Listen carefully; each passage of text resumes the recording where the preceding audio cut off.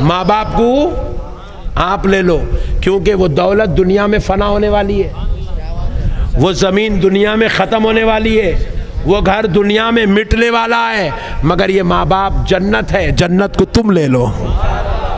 ये बर्बाद होने वाली नेमत नहीं है, ये बर्बाद होने वाली नेमत नहीं है, ये आबाद होने वाली नेमत है।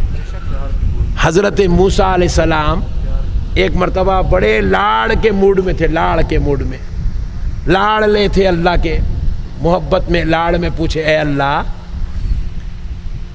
मेरे साथ जन्नत में कौन जाएगा? पहले पूछे, अल्लाह क्या मैं जन्नत में जाऊंगा? अल्लाह बोले मूसा आप पैगंबर है, आप नहीं जाएंगे तो कौन जाएगा? बोले फिर अल्लाह मेरे साथ कौन जाएगा? ये समझ के पूछे, हज़रत हारून जाएंगे, हज़रत ईसा जाएंगे, हज़रत दाऊद जाएंगे, किसी पैगंबर का नाम लेंगे अल्लाह समझ के पूछे। तो अल्लाह ताला क्या करे, एक बंदे का नाम लिए। वो बंदा कौन था? खसाई, गोश्त बेचने वाला। बड़े परेशान हो गए, बोले ए अल्लाह एक खसाई मेरे साथ जन्नत में जाएगा? बोले हाँ हाँ मूसा, एक खसाई आपके साथ जन्नत में जाएगा। मूसा अलैहिस्सलाम बड़े परेशान, बोले अल्लाह खसाब को मेरे साथ जन्नत में? बोले हाँ मूसा एक खसाब तुम्हारे साथ जन्नत में जाएगा। हजरत मूसा बोले भाई अल्लाह जब राजी है इस बात पर तो अल्लाह की रजा पर मैं भी राजी हूँ। बोले ए अल्लाह कौन है वो खसाई, मैं उससे मिलना चाहता हूं। ए परवरदिगार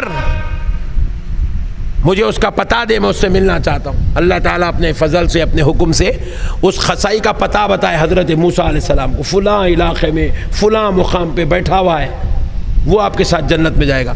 जंगल का रास्ता पार करके हजरत मूसा वो खसाई से मिलने गए। जाके उसकी दुकान के सामने ठहर के देखे ऐसी कौन सी हरकत है इसके अंदर जो इसको जन्नत में ले जाने वाली है। देखे तो उन्हें गिराक के साथ किराक चाले कर रहा, आखिरी पक्का खसाब है, उन्हें छेड़ फुड़ थड़ थुड़ कर रहा। हजरत मूसा बोले अल्लाह इतना खतरनाक, इन्हें मेरे साथ जन्नत में जाएगा? फिर ख्याल आया हजरत मूसा को, नहीं कुछ ना कुछ तो खूबी होंगी उसके अंदर, तभी तो इन्हें मेरे साथ जन्नत में जाने वाला है। हजरत मूसा अंदर दाखिल हुए, दाखिल होकर बोले अस्सलामु अलैकुम। बोले वालेकुम सलाम, आप कौन? बोले मैं अल्लाह का पैगंबर मूसा अलैहिस्सलाम। जैसे ही नाम सुना मचल गया, उछल गया, सरकार के कदमों पे गिर गया। बोले सरकार मेरे घर को चलिए, मेरे घर को चलिए। गोश्त पूरा कोने में डाला, दुकान बंद करा, हजरत को लेके चलेगा घर को, घर को ले गया। हजरत मूसा अलैहिस्सलाम देख रहे हैं, चलो वहाँ तो भी देखेंगे, वहाँ तो भी कुछ तो भी नज़र आता होगा इसको जन्नत में ले जाने वाली चीज़। घर को गए, हज़रत मूसा को एक चटाई डाला, बिठा दिया कोने में घर के एक चटाई के ऊपर एक बुढ़ी औरत लेटी हुई है। इतनी बूढ़ी, इतनी बूढ़ी, इतनी ज़ईफ़ है कि वो बेचारी का ऐसा चमड़ा पकड़े तो चमड़ा उखड़ जाता, इतनी ज़ईफ़ है बस। हज़रत मूसा अलैहिस्सलाम पूछे मियाँ वो कौन है? बोले सरकार वो मेरी माँ है, माँ है। तो फिर क्या किया, हजरत मूसा को बिठा दिया, माँ को कंधे में हाथ दिया, पैरों में हाथ दिया, गोद में उठा लिया, ले गया हम्माम में, क्योंकि सुबह से शाम तक वो ज़रूरत कर ली थी पूरी उसकी ज़रूरत साफ़ करा, नहलाया धुलाया, अच्छे कपड़े पहना के फिर लेके आके एक दूसरी चटाई पे लिटा दिया। लिटा के क्या करा, माँ के पास बैठा, मुँह में निवाला लिया, लेके मुँह के अंदर लिक्विड बनाया, फिर निकाल के अपनी माँ को खिलाया। तो हज़रत मूसा को ख्याल आया शायद ये वजह है अल्लाह इसको जन्नत में मेरे साथ भेजेगा। फिर ख्याल आया हज़रत मूसा को, बोले क्या इन्हें अकेला ही चाहिए? माँ की खिदमत करने वाले तो सैकड़ों होंगे, सैकड़ों जाना था, इन्हें कई को नहीं, ऐसी खिदमत करने वाले सैकड़ों बंदे होंगे, सैकड़ों बेटे होंगे, वो सैकड़ों जाना था, खाली इन्हें ही क्यों जा रहा मेरे साथ जन्नत में? बोले नहीं कुछ और बात है। फिर देखने लगे, फिर हजरत मूसा को खाना निकाला, आप खाए करे। बोले सरकार रात हो गई, जंगल का रास्ता है, तकलीफ हो जाएगी, सरकार आराम कर लीजिए, कल सुबह होते ही चले जाइए। हजरत मूसा बात कबूल कर लिए, रात में उसके घर में आराम करे। माँ की खिदमत करा, नहलाया धुलाया, कपड़े पहनाया, खाना खिलाया, लिक्विड बना के डाला करा। उसके बाद जो है खुद भी सो गया, हजरत मूसा को भी चटाई डाला, आप भी सो गए।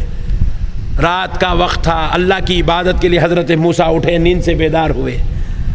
अल्लाह की इबादत करने की गर्ज से जब हज़रत मूसा उठे तो क्या देख रहे हैं, वो माँ की ज़ुबान से कुछ अल्फाज जारी हो रहे हैं।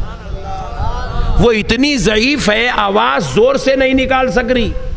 तो हज़रत मूसा उस माँ के करीब गए, जाकर उस माँ के कानों के होंठों के पास अपने कान लगाए तो हजरत मूसा को सुनाई दे रहा था। माँ कह रही थी, ए अल्लाह, मेरा बेटा बड़ी उम्र का हो गया, सिर्फ मेरी खिदमत की खातिर अब तक शादी नहीं कर लिया।